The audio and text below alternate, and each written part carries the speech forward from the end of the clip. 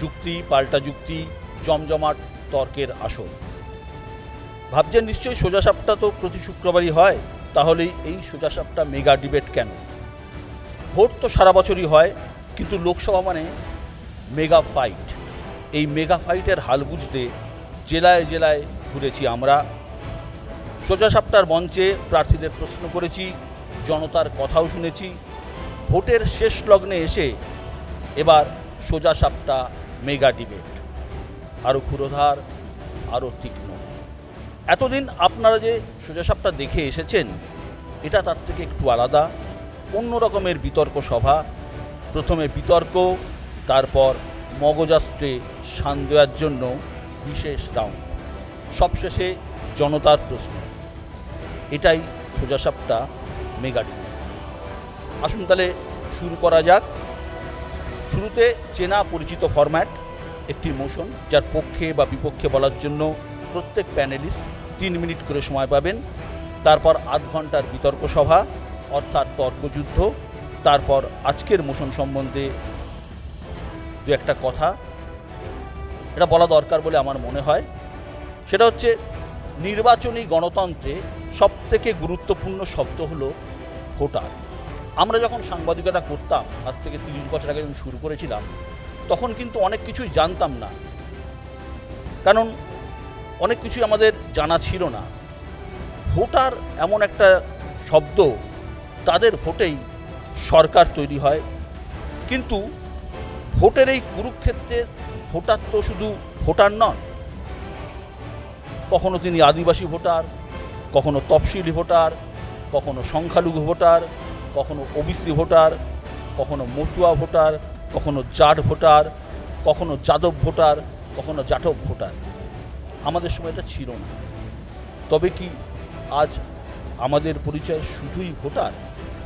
এ নিয়েই আজ আমাদের আলোচনা। আমাদের আজকের মোশন, ভোটার আমি, ভোটার তুমি, ভোট দিয়ে যায় চেনা।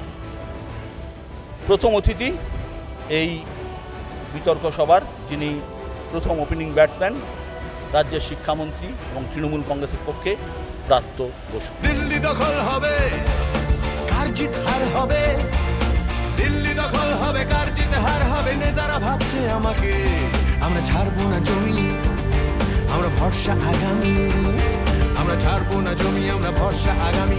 জনগণ দেখছে আমাকে। সংগ্রাম সংগ্রাম সিংহাসনে। নমস্কার। আমি শুরুতে একটা উদ্ধৃতি বলতে চাই। এটা হচ্ছে আমেরিকান প্রেসিডেন্ট উইলসন এবং রুজভেল্টের বিদেশ নীতির যিনি পরামর্শদাতা ছিলেন, বার্নার্ড বেরুচ। তিনি এই ভোট সম্পর্কে একটা খুব খাঁটি কথা বলেছিলেন।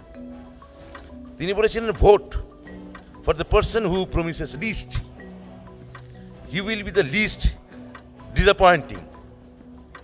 অর্থাৎ তাকেই ভোট দিন যিনি কম প্রতিশ্রুতি দেন এবং প্রতিশ্রুতি দিলে জুমলা করেন না, মিথ্যে কথা বলেন না, এবং যার ফলে লোকের ঠকার ভয় সব থেকে কম থাকে।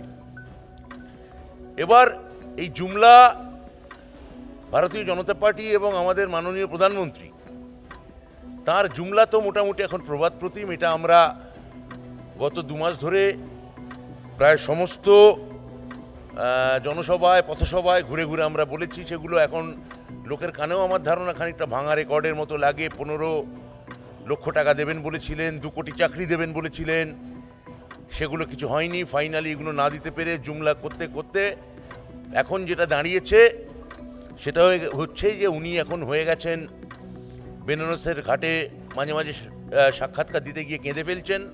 আমরাও কাঁদছি তার সঙ্গে, ভারতের জনগণও কাঁদছে।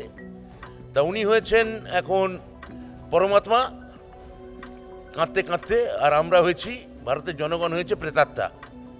এই পরমাত্মা এবং প্রেতাত্মা, এই সমীকরণের ওপর দাঁড়িয়ে আছে যে ভোটার কাকে ভোট দেবে এবং ভোটার কাকে ভোট দেবে না। তিনি একই সঙ্গে বলছেন যে ভারতবর্ষের ইকোনমি এমন জায়গায় নিয়ে যাবেন যে পৃথিবীর শ্রেষ্ঠ 3টি দেশের মধ্যে, ওনাকেই কোট করা যাক, তিনি বলছেন 5 ট্রিলিয়ন ইকোনমি। আর 5 ট্রিলিয়ন ইকোনমি মুখে বলছেন, আর 5 কেজি করে আনাজ 80 কোটির হাতে তিনি ধরিয়ে দিচ্ছেন। মানে তার কাছে এই অর্থনীতির মানে হচ্ছে যে 5 কেজি করে আনাজ দেব, আর ভারতের সবথেকে বড় শিল্পগোষ্ঠীর হাতে 5টা এয়ারপোর্ট ফ্রিতে আমি দিয়ে দেব।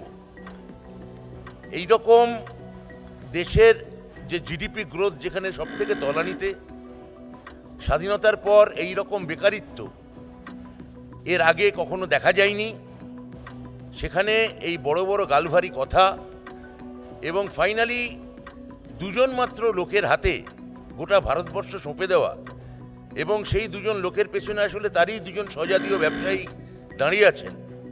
মোট এই যে 4জন লোক চালাচ্ছেন ভারতবর্ষ, আমার মনে হয় ইভেন ডিস্ট্রিবিউটেড ওয়েল, এই যে সুবিন্যস্ত যে ভারতবর্ষের সমস্ত জায়গা থেকে প্রতিনিধিত্ব করা, সেই রকম একটা সরকার, সেই দিকে তাকিয়ে আমার মনে হয় ভারতবর্ষের মানুষ ভোট দেবেন।